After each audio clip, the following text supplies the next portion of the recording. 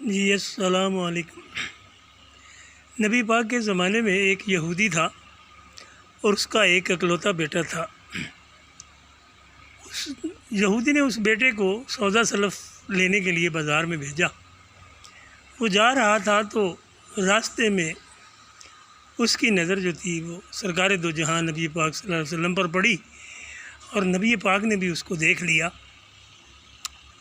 اور وہ دیکھنے کے بعد بڑا محو سا ہو گیا اور وہیں بیٹھ گیا، سودا سلف بھول گیا اور شام تک وہاں بیٹھا رہا۔ اس کا باپ ناراض بھی ہوا اور کہا کہ تمہیں تو سودا لینے بھیجا تھا، کہاں ہے وہ سودا؟ تو وہ کہنے لگا کہ ابا جی میں نے تو آج بڑا اچھا سودا لے لیا ہے۔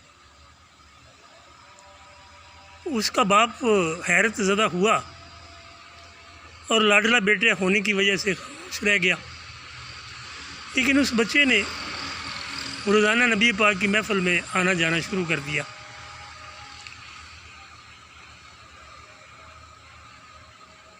اور اس صحبت کا اس پر بڑا اثر ہوا۔ کچھ عرصے کے بعد بچہ اتفاقاً بیمار ہوا۔ باپ نے روکا ہوگا کہ نہ جایا کرو، تو اس ہجر کی وجہ سے، جدائی کی وجہ سے جب باپ نے روکا تو وہ بچہ بیمار ہو گیا۔ شدید بخار تھا اس کو۔ اب لاڈلا بچہ تھا، یہودی اگرچہ نبی پاک کی رسالت کو نہیں مان رہا تھا، لیکن پھر بھی نبی پاک صلی اللہ علیہ وآلہ وسلم کی خدمت میں حاضر ہوا اور عرض کی کہ اگر آپ میرے بچے کو ایک نظر دیکھ لیں، وہ آپ کا نام لے رہا ہے، آپ کو یاد کر رہا ہے، تو اس کی جان بخشی ہو جائے، یا اس کی جان قریب المرگ ہے، اس کی جان آسانی سے نکل جائے۔ سرکار دو جہاں نے حضرت علی کو بھی ساتھ لیا، حضرت عثمان کو بھی ساتھ لیا، بلال کو بھی ساتھ لیا، عمر کو بھی ساتھ لیا، سب کو بلا لیا اور چلے گئے۔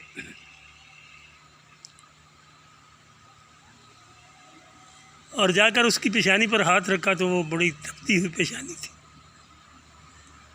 حضور نے اس کو پیار کیا اور اس کو کلمہ پڑھایا، لا الہ الا اللہ محمد الرسول اللہ۔ جب محمد الرسول اللہ کہا تو اس کی جان جو تھی وہ روح اس کی پرواز کر گئی۔ اب یہودی نے کہا کہ یہ تو اب آپ کا ہے، آپ اس کو لے جائیں۔ آپ نے اس کے جنازے کے لیے اہتمام کیا، سب صحابہ نے مل کر اس کا جنازہ اٹھایا اور لے گئے۔ قبر اس کی تیار تھی، حضور خود قبر میں اتر گئے اور بڑے پیار سے، شفقت سے اس کو قبر میں لٹایا۔ حضور جب چلتے تھے قبر میں اترے تو پنجوں کے بل چلتے تھے۔ جب اس کی تدفین مکمل ہو گئی، باہر آئے، تھکے ہوئے تھے، رنگ بھی زرد ہوا، پسینہ بھی آیا ہوا، تھکے ہوئے۔ صحابہ نے پوچھا کہ یا رسول اللہ آپ اتنا تھک گئے ہیں؟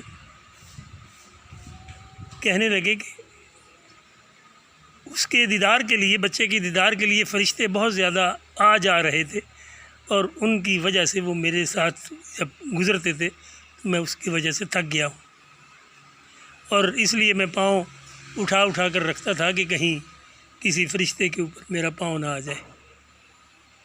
واہ واہ، کیا عاشق تھا وہ بچہ، اور کیسے اس کی جان نکلی۔ اب ہمیں یہ اس طرح کی باتیں سن کر ہم اپنے ایمان کو تازہ کر سکتے ہیں بس۔